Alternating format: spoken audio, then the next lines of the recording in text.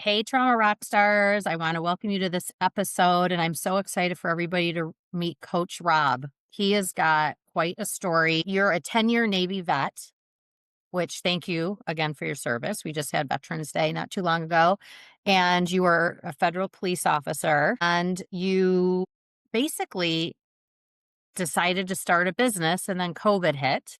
Yep. And let's go back. Why don't you go back and tell everybody a little bit about your history? And of course, we'll get into your podcast and all that as well at the end. But just tell everybody how you became Coach Rob because I love your story. No worries. Do we have enough time? I'll do the abridged version. So, Yeah. at 21, had no direction, was still living with my parents.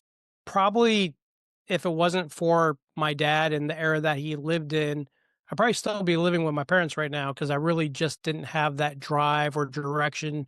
Didn't know what I wanted to do, what I wanted to be. And literally after I lost my scholarships from college due to academics, my dad thought it would be nice to kick open my door, like literally kick open my door every day for 6 months at 6 a.m. before he went to his business and say, join the Navy. That's it. Just join the Navy. And my dumb butt thought, hey, if I join the Navy, that'll piss my dad off. And he won and I lost. And so from there, I went into, So he was being serious. oh, yeah. Oh, Oh. definitely. He's in his late 70s. So he's from that era where men just do what they're supposed to do, no questions asked kind of Hmm. thing. Yeah. Doesn't really talk about it, doesn't really, have a emotional anything, just go do this. So Right. I went and did that. So joined the Navy, was in the Navy for 10 years. For most part of my time in the Navy, I was a military police officer. From there, most of the time when you are a veteran and you got out of the military, it's easier to just go do the job that you already did in the military versus trying to find a whole new persona, career. And, it's kind of frustrating because regardless if you like your job or not, it's just the easy route. You need income, you need to support your family. So became a federal police officer. I was with Department of Defense for 4 years and then was with Veterans Affairs Police for 6 years. And between being in the military, between a little bit of childhood trauma, between the trauma as a police officer, I was just stacking trauma on trauma on trauma on trauma Mhm. and didn't know anything about emotional regulation, didn't know anything about personal development, but knew like I had to get out of this life. The law enforcement life just wasn't for me anymore. I was at a place where everybody, including my coworkers, were miserable. And when you work for like the government, it's almost like being in high school because you have like the popular kids, you have the kids you pick on. Like it's a very frustrating entity to be in this job. So I Was it left. toxic? Was it a toxic? Oh, Yeah. definitely, definitely toxic, definitely toxic. Especially as a police officer, you have doctors fighting with each other, you have nurses fighting with each other, you have people getting like just silly, really redundant, non-grown up stuff that you have to deal with. Not alone the veterans that do drugs, beat up their wives. Like the problem with being a VA police officer is I was arresting and dealing with the same veterans all the time.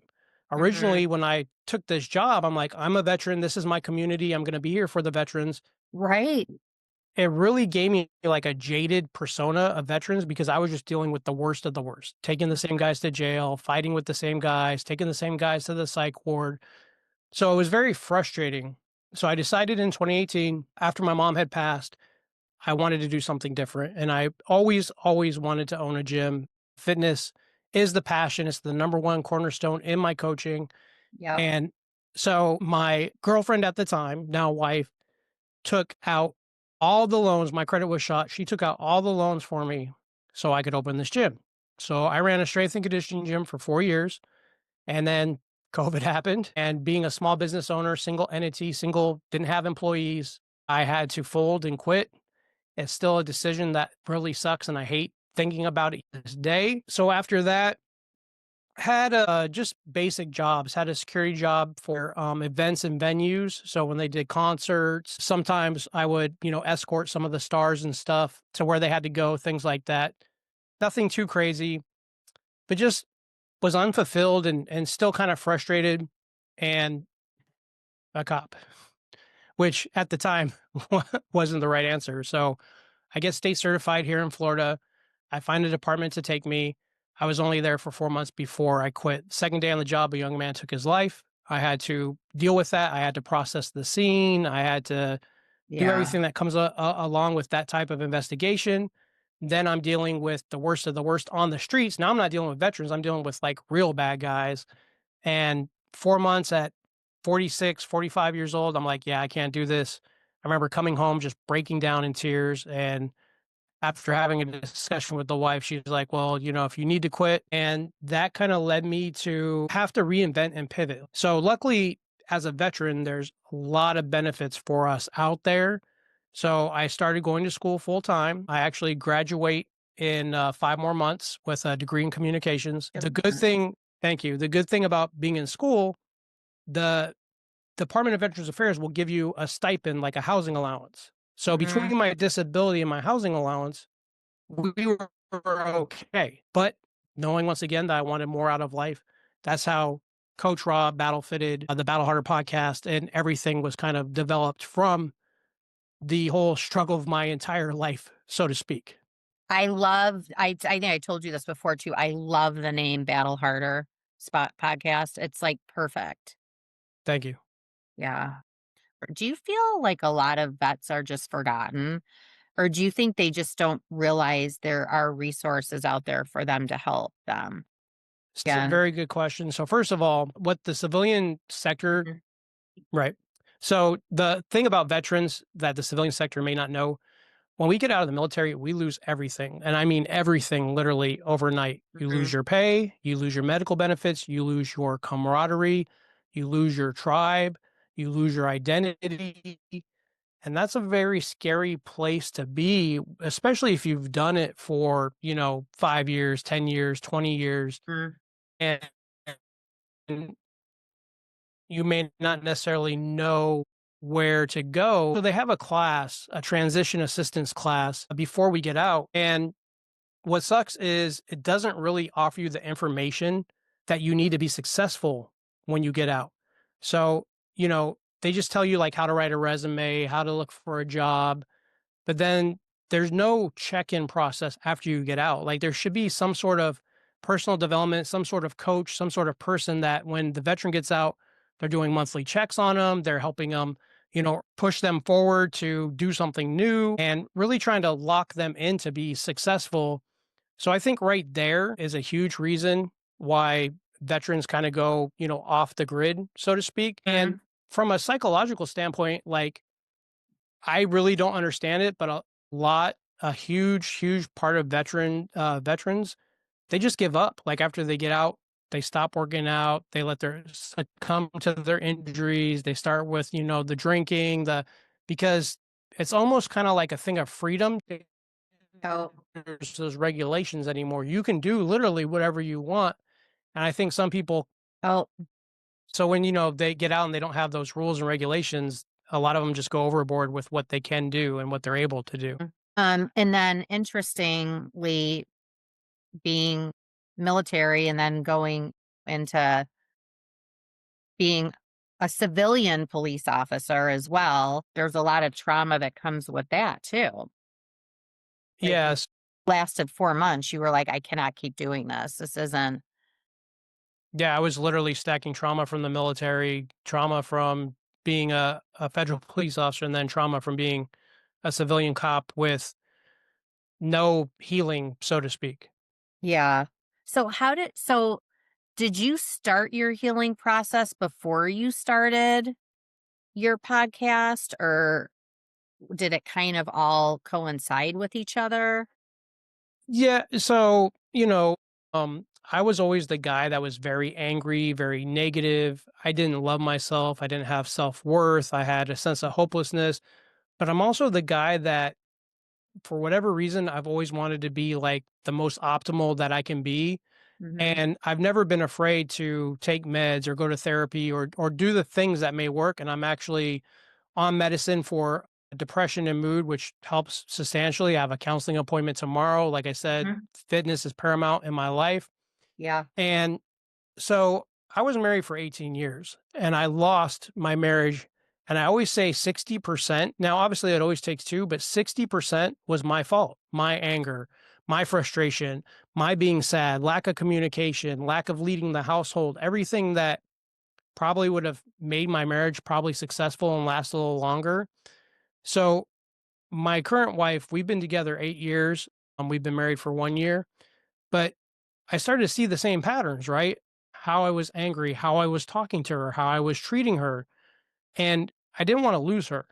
And so essentially, I'm like, look, I have to figure this out. Like, I can't be this negative, angry, horrible person all the time. And interesting enough, it started with gratitude of all things. Mhm. I was scrolling the screen suck of social media and I saw something on gratitude and I was like, this is BS. This isn't going to work.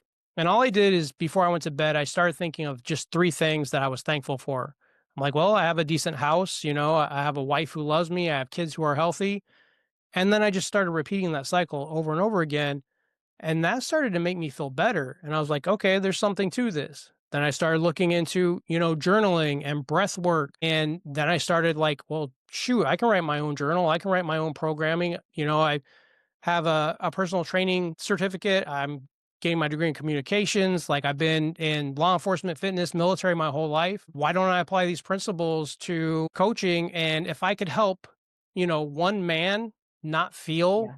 the way that I feel, or one man not go through the same things that I went through, or help one man get back to where he wants to be, then that's an amazing thing. And I've always had a service mindset. That's kind of when I became a cop in the military and carried that on as long as I did.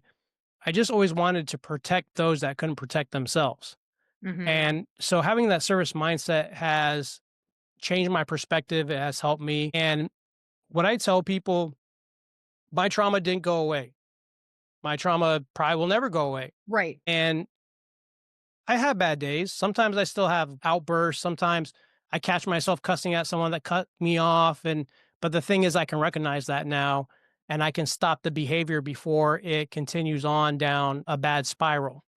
It's funny when we were talking before I took a note, you were explaining to me how important it is for men specifically to identify their masculinity, but also be vulnerable. Like, how do you coach men through that? That's got to be a tough nut to crack. It's just all boils down to communication, the different and support. So communication and support are the two keys. One, you have to have the support of your partner, otherwise nothing's going to work. And the difference, my first wife, she'd say, I can't help you. I don't know how to help you. My current wife, how can I help you? What do you need me to do?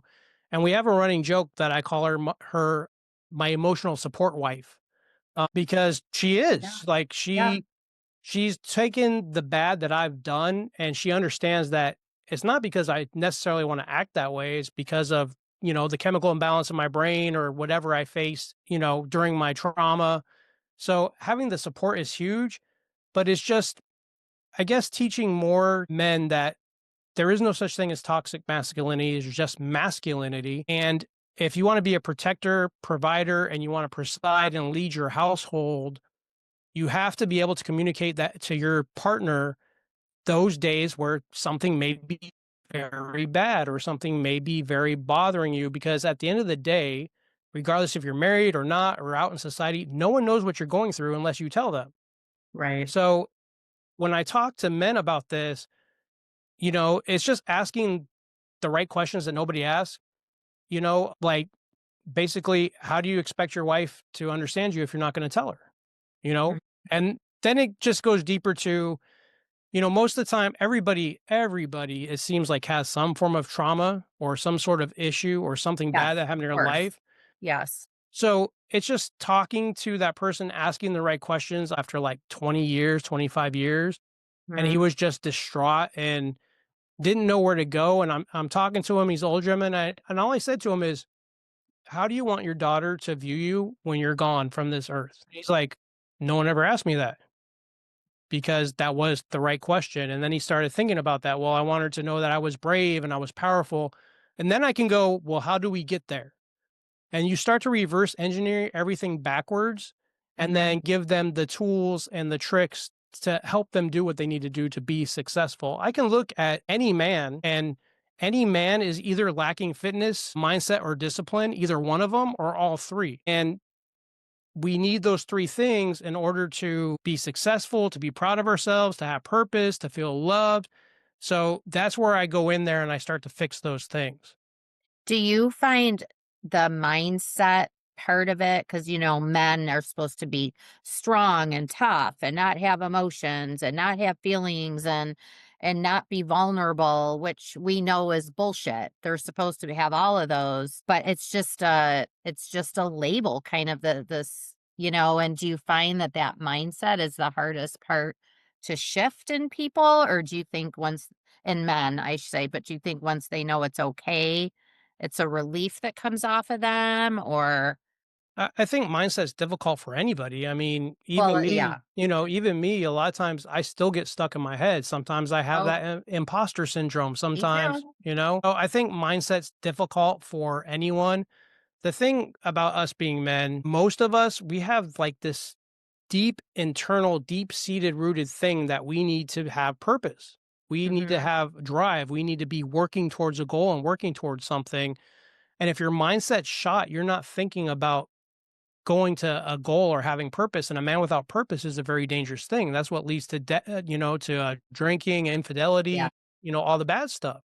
Do you when you have a new coaching client that you're working with, do you have is it kind of customized based on the issues, or do you have specific steps that you start, right out of the gate with them? Yeah, so everything always starts with a conversation first, just hearing their story, hearing what they want to accomplish, seeing if they're the right fit. Yeah. Nothing I do is cookie cutter because once again, maybe one of my clients has, fitness and discipline, but they're missing mindset. So now we got to work on that. And everybody's body, operates different. People have injuries, so fitness program to 10 men max. Everything's going to be custom to them. And even then in the small groups, the fitness planning is going to be custom to each individual. Do you find it's hard for men?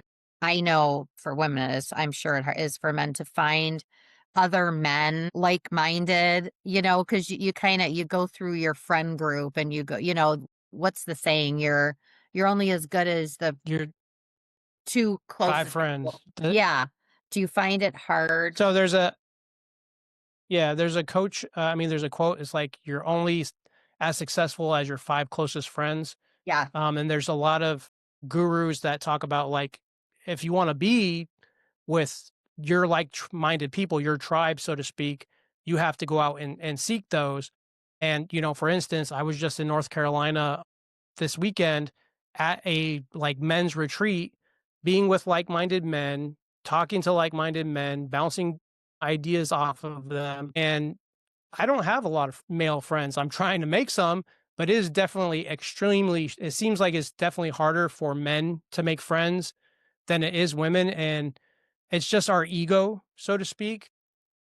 as you get older, it gets harder. Yeah, it gets harder. Like, I have different, hobbies and things that I like, supposed to, other men. I'd rather be in the gym or doing jujitsu than being at a club or, a bar or whatever. And so it's definitely hard for us to find friends. But either way, men, women, we're not meant to be solitary creatures. We need that tribe. What do you find for like when you have, say you have a group of, I don't know, 5, 8, 10 men that you're working with, what do you find is like how long is it usually a 3-month program, or does it depend on the person? So right now, I was doing 90 days. What I'd like to do is do 90 days and then take individuals all the way up to a year if they're willing to Yeah, go that far.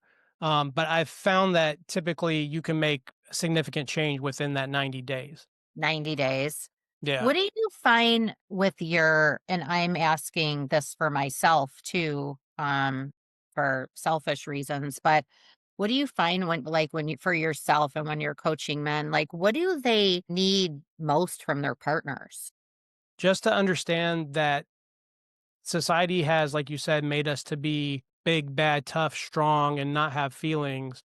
But realize that a man can be big, bad, tough, strong, and have feelings, and is trying to break those generational curses. For instance, my father wasn't a big proponent of saying, I love you. I don't remember him tucking me into bed. Now, he did support me. He coached me in soccer for 8 years. He would come to my track meets when I was in high school. So there was a Mhm. different form of love and affection, but you have to break that generational curse. So with, my kids, I always say I love you. My 2 kids out of my 3 are older adults, and we got off the phone, I'm saying, "I love you." Oh, Right. I'm messaging them and making sure they're okay.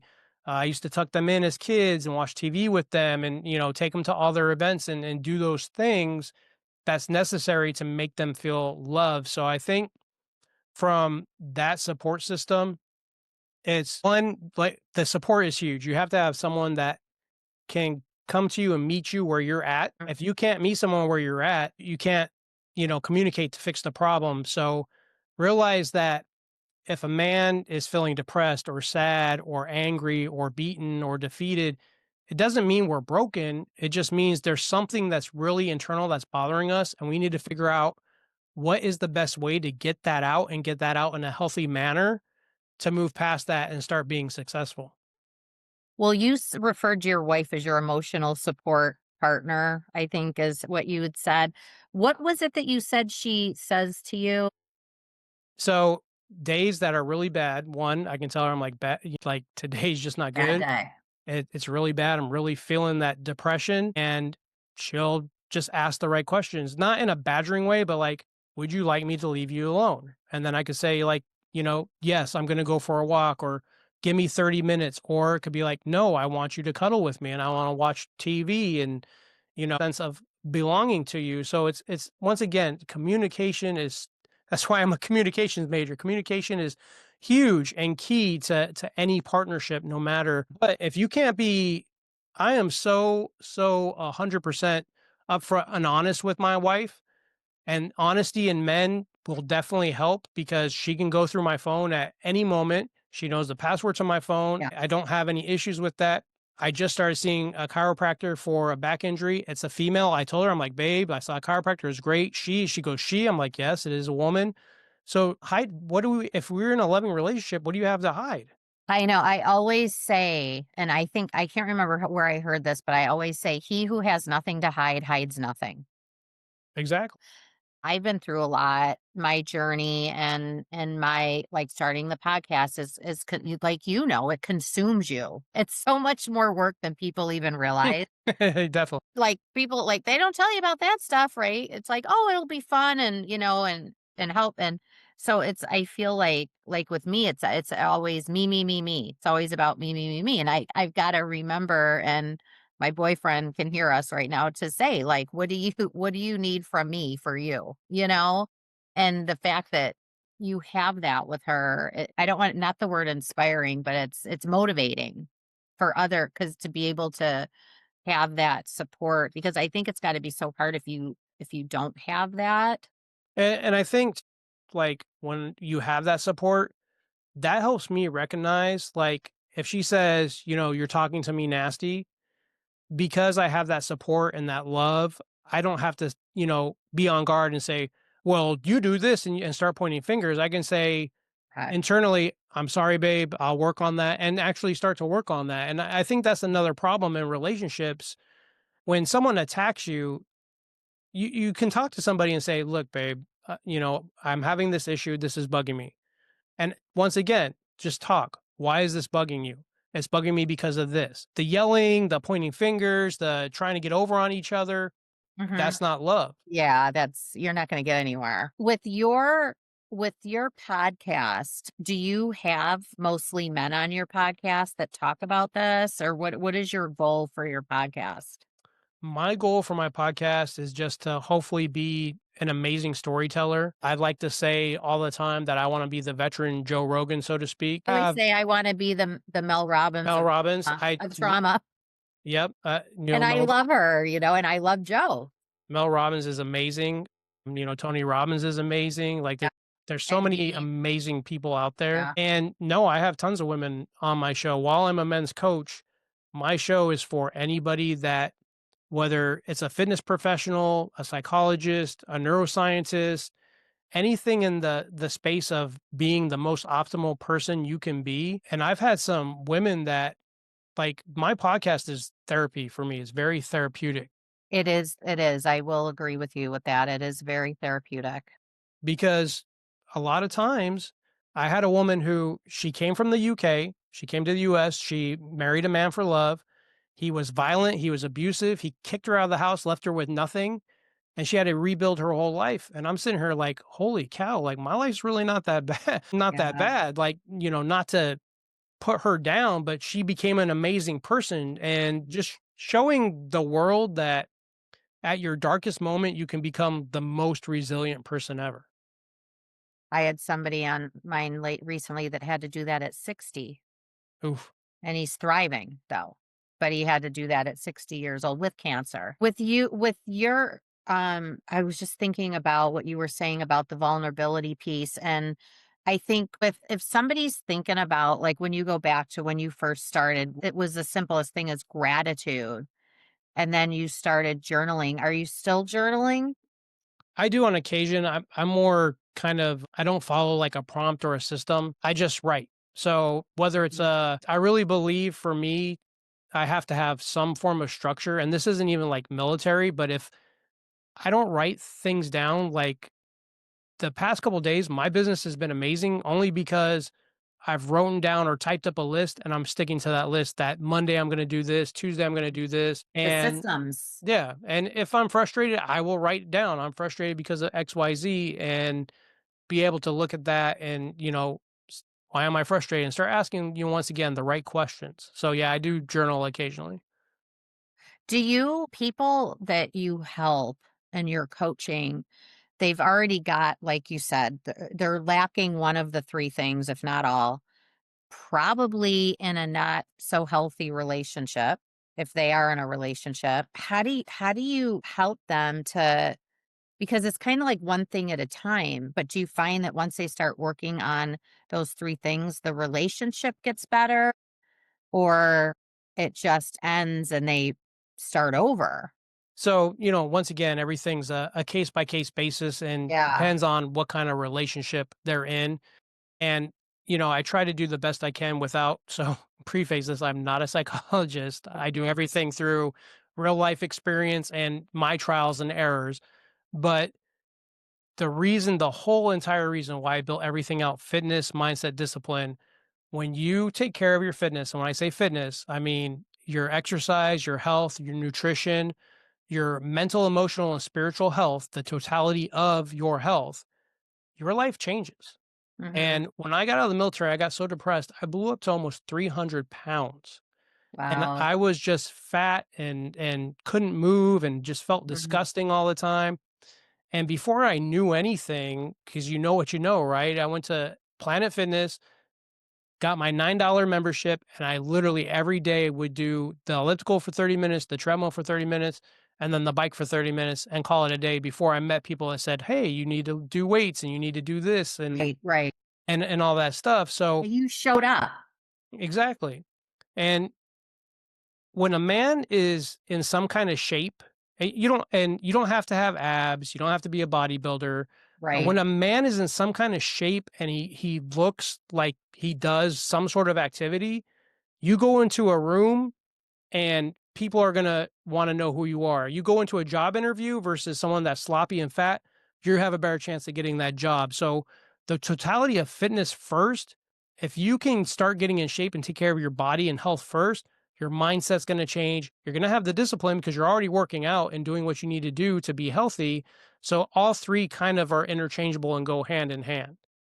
Interesting. It's fine. I was wondering if you were gonna say which one really is first, if it was the fitness piece of it, because I I truly know believe it's fitness. me with that, I think that the fitness makes you think more about what you're putting in your body. And then you start feeling better about yourself, and then the mind start, so I could see how you would say, and that the motivation when you're depressed and stuff to do that can be very overwhelming too for people. Well, Coach Rob is not motivated. I am never if I had to rely on motivation to go to the gym, I wouldn't go to the gym. It became discipline, and that's building those healthy habits opposed to bad habits. That if once again, everything you said, systems, schedule, if I can get up, 3 days a week and go to the gym for 30 minutes or take a walk outside, I'm building that discipline and that becomes non-negotiable. So my non-negotiables are make sure I get to the gym, unless I'm tired or sick or, emergency. Yeah. Always practice gratitude, always make sure I drink my water. That's really like those three are the main three things that and I don't check my phone till after I work out. So when I wake up in the morning, I do not check social media, email, text, unless it's the wife or an Yeah. emergency. I'm getting my workout in first. I'm getting my mind and mood right. Then when I get home, before my first meal, I can look at all the stuff I need to look at or want to look at.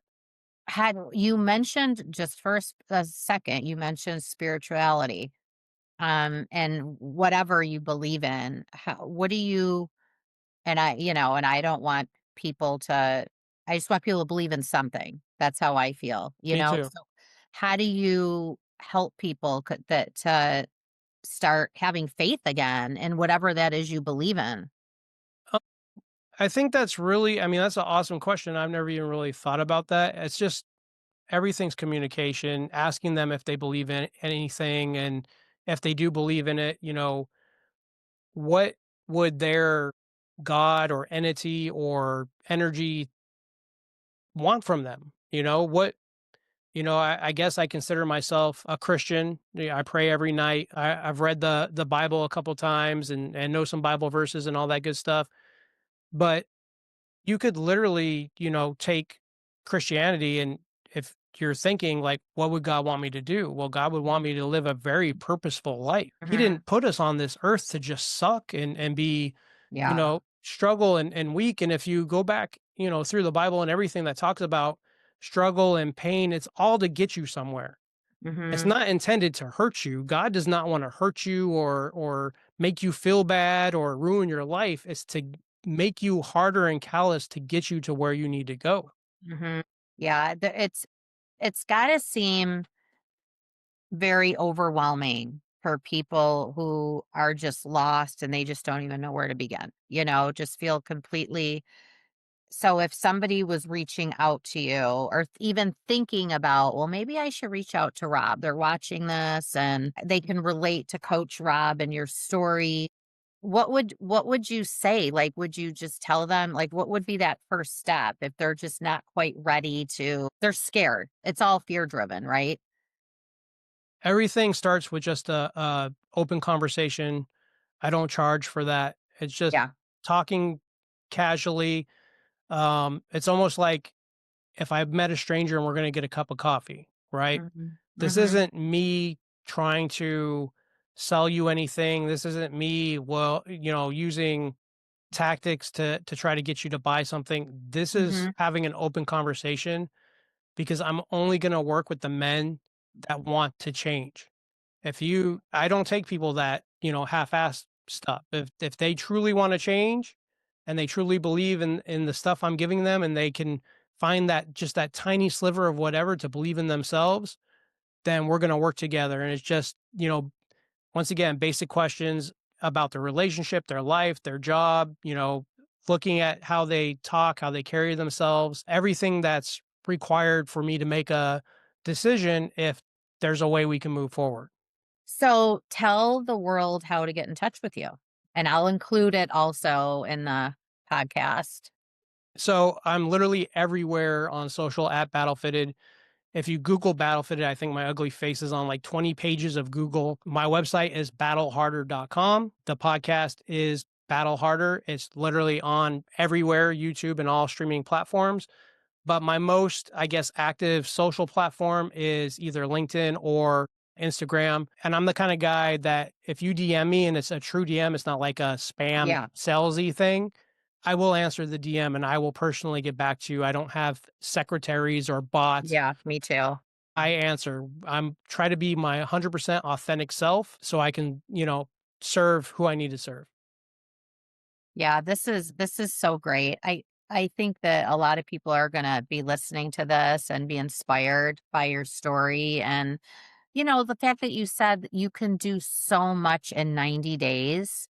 90 days could even seem like a lot to people, but if you think about it, think about how fast 3 months goes by. Right. It really does. And if you 12 weeks. it just flies by, and that maybe just look at it like 1 week at a time, but before you know it, 3 months has gone by, and you covered so much ground, and I think that breaking it down a little bit like that might not seem as overwhelming for people. I think the main thing that people need to take away from anything when you're trying to scale a business, get in shape, it's a marathon, not a sprint. Mhm. Anything worth doing takes time. There's no Yeah. workaround. There's no magic pill. There's no magic genie that's going to give you the answers. And Yeah. if you can literally, you don't have to think 12 weeks or 90 days or 3 months, Yeah. day by day. I always Yeah. tell the goal is to just be 1%, which is nothing, 1% Mhm. better every day. And you stack those wins over time and you become the person that you want to be. Yeah, that's awesome. I love that. I think this is a great way to close this out, because I just want people to just take it in those little increments. Like you said, don't, I'm like, just take it 1 week at a time. But you're like, no, we'll just take it one day at a One time. day at a time. What if I have a bad day that day? Then I Yeah. can reset the next day. Yeah. Even, 18 hours. We sleep 6 to 8 hours. So just look at those little times you're awake. And I like that you said too that you don't check your phone or social media or anything until you do what you need to do for you first for the morning. And Yeah, I definitely. really like that, because it kind of just keeps your mind clear, and we're all guilty of it, keeping our phones by our beds, and checking it in the middle of the night if we wake up, and it's really not healthy to be Yeah, doing that. even, so Coach Rob has bad habits too. And We all do. Yeah. I'm not, perfect and I still work on myself every day. And even when here working, I catch myself like picking up the phone to go to my account to see if I have those likes or those views. And I have to put my phone down and be like, no. And if I can't succeed at that, then the next step is going to be put it in the bathroom, or put it in my bedroom or somewhere away from me. And when I'm working, my phone's on do not disturb. I don't take phone calls, once again, texts, unless it's the wife or the kids or something An important. emergency, right? Exactly. Exactly. Because I'm not going to get work done otherwise. And then when you're coaching people, like say you're coaching someone and they've never been to the gym, can you help them put together a program to get started in the So gym that's not so overwhelming? Because so a lot of people, they'll join a gym, they go balls to the wall, and then they can't walk for a week because they're killing themselves, and they don't know what they're doing, and stuff. So I have the philosophy of crawl, walk, run, right? Yeah. I'm never going to give somebody something they can't handle. I've been in the fitness industry, it seems like forever, especially with my military time. And I'm the kind of guy that when I had my gym, like I would have people saying, I'm not doing a barbell squat. And I would tell them, yes, you are. You're just not doing it today. And I start, Right. once again, I always try to meet people where they're at. So, for Yeah. instance, I would have someone, okay, sit on this weight bench. Okay, now stand up. Now do that, 10 times, 12 times. Now do it with a dumbbell. Now do it with a kettlebell. Now do it with the bar. And then before you know it, I have women crying saying, I never thought I could do this. PRs and they're getting strength. So when I say fitness, it doesn't necessarily mean gym. We can do body weight workouts. I can have you just walk for 20 minutes a day. Like I have the knowledge to literally give you activity over time is going to be better than inactivities. Find something that you love. If you love swimming, go swim every other day. If you love bike riding, go ride your bike every other day. If you love it, I love lifting heavy stuff. Hmm. If you love it, you're going to want to continue to do it. Yeah. Do you think I'll ever love doing burpees and planks? I don't even like doing burpees and planks. So They're awful. I hate burpees with a passion. Oh my gosh. Well, thank you. This has been so awesome. Again, I'll include all your contact information. I've been so looking forward to this. I talked to you months ago I and know. It this has seemed like finally forever. happened. Thank God Um, for Google and calendar reminder. No, and yes, I the content on this podcast revolves around personal life experiences and is meant to serve as a learning tool. I am not a certified therapist or medical expert. This podcast doesn't offer medical, psychological, or professional advice. If you're curious about your mental or physical well being, feel free to reach out to a licensed healthcare professional for assistance.